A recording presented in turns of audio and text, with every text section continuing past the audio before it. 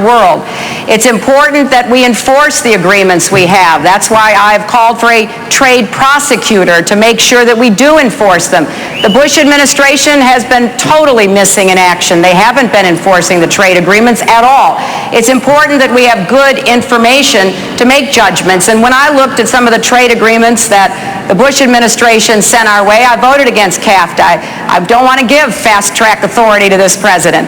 So we've got to have a better approach to what we're going to do when it comes to trade around the world, and it's important that we have an idea of how to maximize the benefits from the global economy while minimizing the impact on American workers. That includes things like real trade adjustment assistance and other support. But finally, Keith, we've got to have a source of new jobs. That's why we've got to invest in energy. We can create millions of new jobs if we go toward renewable energy. Those are not jobs that will be outsourced. Those are jobs that will actually save us money and create jobs right here in America. All right, thank you, Senator. We're going to, on a couple of occasions tonight, we want everyone on the record on a particular issue. So let me do this in 30 seconds and literally go left to right with Senator Clinton having already established her stance on this. Would you scrap NAFTA or fix it? Governor Richardson, 30 seconds. We should never have another trade agreement unless it enforces labor protection, environmental standards, and job safety. What we need to do is say that from now on, America will adhere to all international labor standards in any trade agreement. No child labor, no slave labor, freedom of association, collective bargaining, that is critically important. Making sure that no wage disparity exists. Something else that I will also do. My first day as president, I will get rid of all the union-busting attorneys at the Department of Labor and OSHA and all our agencies. Governor Richardson, thank you. We're not going to contain the applause, I'm afraid. It's going to come out of my time, I know. As we continue, scrap NAFTA, Senator Obama, or fix it?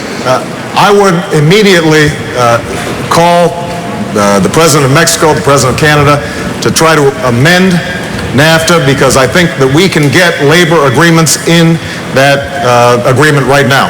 And it should reflect the basic principle that our trade agreements should not just be good for Wall Street, it should also be good for Main Street. And the problem that we've had is that we've had corporate lobbyists oftentimes involved in negotiating these trade agreements, but the AFL-CIO hasn't been involved. Ordinary working people have not been involved. And we've got to make sure that our agreements are good for everybody, because globalization right now is creating winners and losers. But the problem is it's the same winners and the same losers each and every time. And we've got to mix it up. And that does mean, by the way, that you've got to have a president in the White House who is not subject simply to the whims of corporate lobbyists. And that issue is going to be something that I think should be important throughout this campaign. Are we going to make certain that you have a voice in Washington, Senator, and not just those who are paying the big money in Washington have that opportunity to negotiate? All right, guys, to continue with this in a 30-second fashion, Senator Biden, scrap NAFTA or fix it? I hope that red light's going to malfunction for me, too. Only kidding. Hey, look, a president's job is to create jobs, not to export jobs. And the idea that we are not willing to take the Prime Minister of Canada and the President of Mexico to the mat to make this agreement work is just a lack of presidential leadership. I would lead, I would do that, I would change it. Thank you, Senator Biden. Senator Dodd, scrap it or, yes, in time, scrap it or fix it? No, I agree. I think this requires modification, but we also need to do something else here. In addition to having trading agreements that include labor, environmental, health, provisions in them, insisting upon those provisions in any trading agreement here, we need to stop exporting the jobs in the country that already are here. I offered legislation by banning the outsourcing of jobs in the Senate. You know, one of the things that labor does that I've always admired is you listen to the speeches that are given, but one of the things you've always wanted to know is I have a better idea about where you're going to take me if I know where you've been. And I'm proud to say for 26 years, on every major issue that labor's been involved in, I've stood with you. I've stood with labor in banning outsourcing of jobs, of offset contracts, of situs picketing, of plant closing legislation. We need to stand up for the American worker here. That's the best way to create the jobs in the United States. Senator Dodd, thank you. Senator Edwards, you touched on this before, but please take 30 seconds. Scrap it or fix it? It needs to be fixed, but the first thing I want to say is NAFTA is a perfect example of the bigger problem. This deal was negotiated by Washington insiders, not by anybody in this stadium tonight. And the question is, when are we going to change it? It's cost us 1 million jobs. We need environmental and labor standards. We need, actually, the Justice Department prosecuting the standards under NAFTA. But the last thing I want to say, and I want everyone here to hear my voice on this, the one thing you can count on is you will never see a picture of me on the front of Fortune magazine saying I am the candidate that big corporate America is betting on. That will never happen. That's one thing you can take to the bank.